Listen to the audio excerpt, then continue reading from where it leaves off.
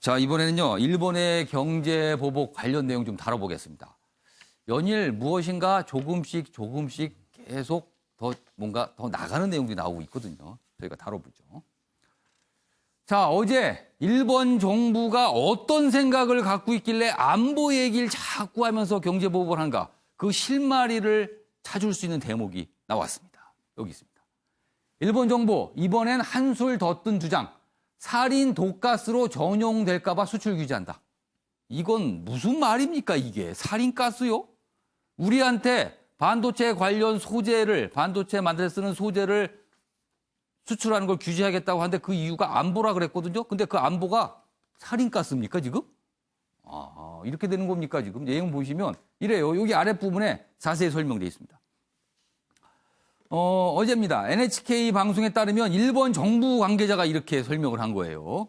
한국에 수출된 원재료는 화학무기인 살인 등으로 전용될 가능성이 있음에도 일부 한국 기업이 발주처인 일본 기업에 서둘러서 납품하도록 강요해왔다. 그럼 한국 기업이 빨리빨리 물건 달라고 한 게 이게 살인가스 때문에 그랬다는 거예요, 지금? 어떻게 논리가 이렇게 갑니까? 여기 보시면 이런 주장에 대해서 한국 정부, 그러니까 이 내용이 구체적으로는요, 불화수소예요. 수입한 불화수소, 북한에 유출된 어떤 증거도 없다. 일본, 근거 없는 주장 멈추고 근거 대봐라. 어제 우리 정부가 이렇게 받아쳤습니다. 살인가스 얘기가 나오는 겁니까, 진짜? 이렇게? 관련 기사 더 있습니다. 또 일본이 어제 어떤 모습이었는지.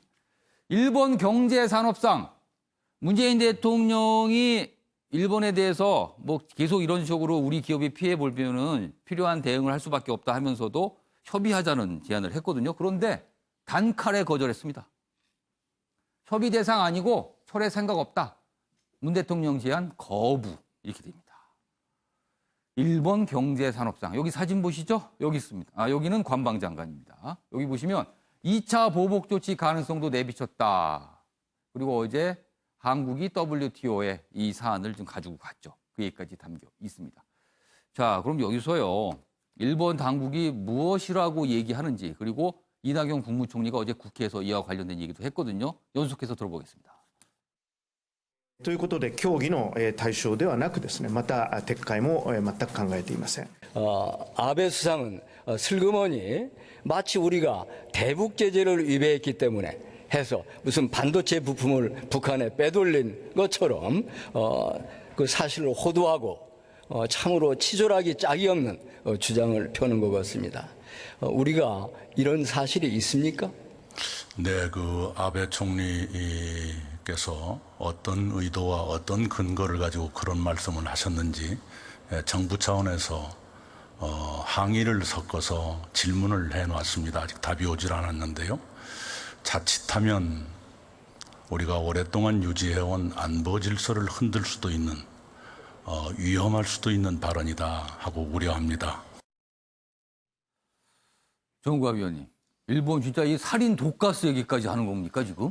그 나온 배경은 그 관세미 무역에 관한 일반 협정 같아 보면은 그 수량제한 금지 조항 그 위반이라고 우리가 이제 문제 제기가 예견되는 상황에서 일본은 만약에 안보상의 필요에 의해서는 예외 규정이 있을 수 있다라는 그 규정. 그러니까 그것은 금지 위반이 아니다. 위반한 것이 아니다라는 것을 강조하기 위한 것으로 보입니다. 그러니까 북한의 어떤 끌어들이는 문제라든가 지금 그 살인가스 얘기 자체는 안보상의 위협이라는 어떤 예외성을 지금 염두에 둔 일본 측의 주장으로 이해가 됩니다. 그러니까 일본의 억지입니다. 억지인데 왜 그러면 일본이 이렇게 할 것인가에 대해서 좀 차분하게 볼 필요가 있습니다. 저는 일본이 물론 아베가 그 참여 선거를 연두에 둔 정치적인 움직임이 상당히 크다고 봅니다. 그 참여 선거가 끝난 뒤에 그러면은 이런 어떤 경제 수출 보복이 끝날 것이냐. 그렇지 않을 수 있다라고 봅니다. 그러니까 굉장히 한일 관계에 대한 어떤 새로운 판을 바꾸려고 하는 완전 흔들어 버릴 체계적인 움직임 아닌가. 그러니까 지금 이 국면에서 뭐 흥분과 감정적인 대응, 정부도 마찬가지고 언론도 마찬가지입니다. 저는 일련의 뭐 일본 상품에 대한 불매라든가 일본 차에 대해서 뭐 테러 형태 이런 것은 정부가 좀 관리를 해야 된다고 봅니다. 그러니까 정부 차원에서 중장 단기적인 어떤 대책을 차분하게 좀 세워서 끌고 나가야 돼. 이게 민간 측면에서까지 서로다가 감정이 서로 상하거나 갈등 구조로 가는 것을 예. 방치한다?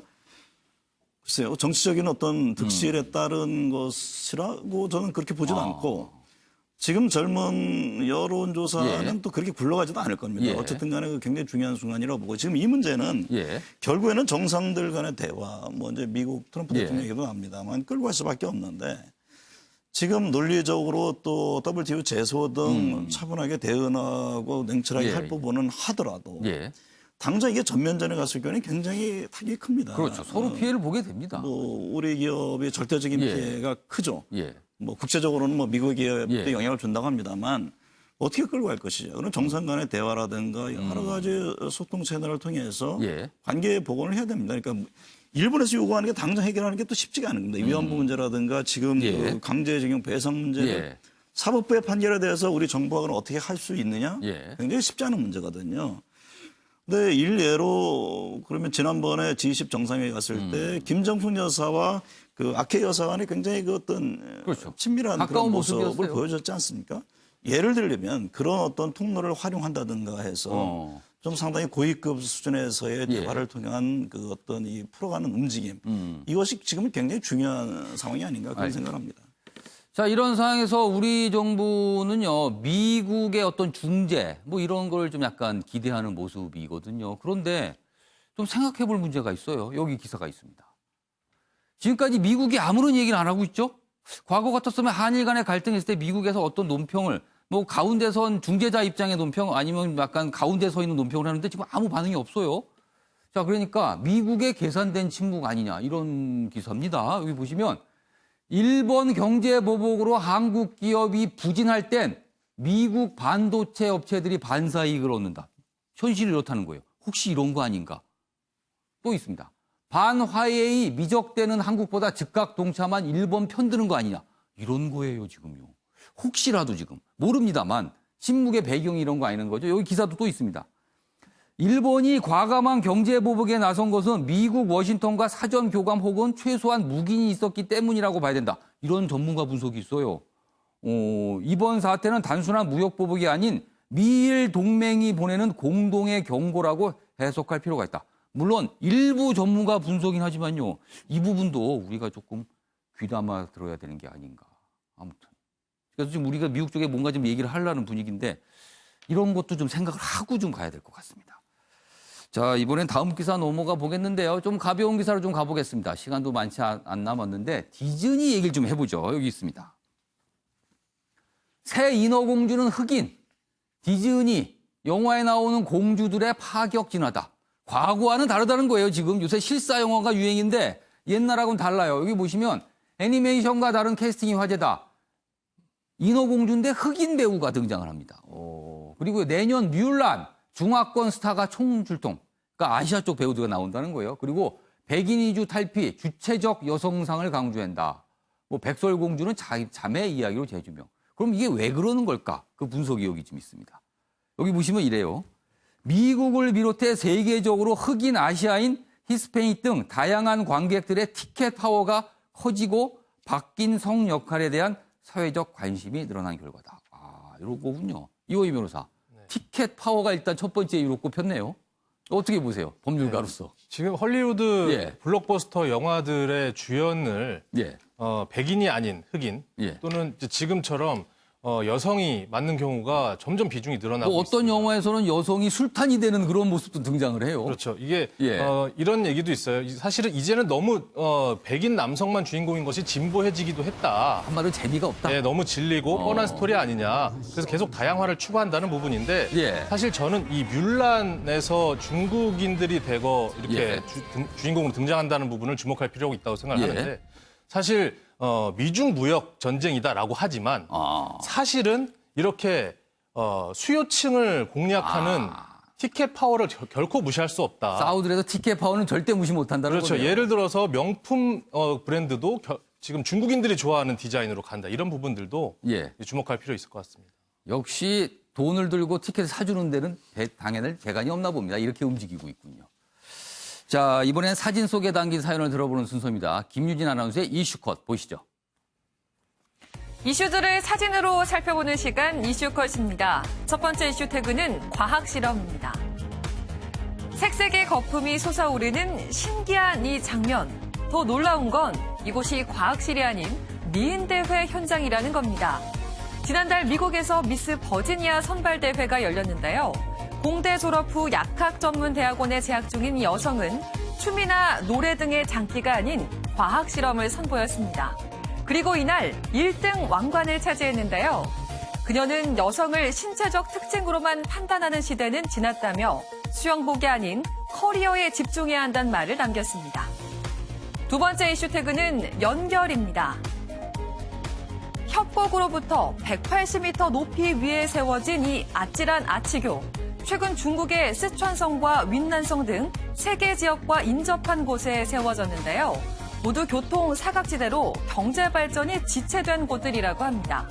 현지 주민들은 서민 생활에 직결된다며 이 다리를 민심교라고 반기고 있다는데요.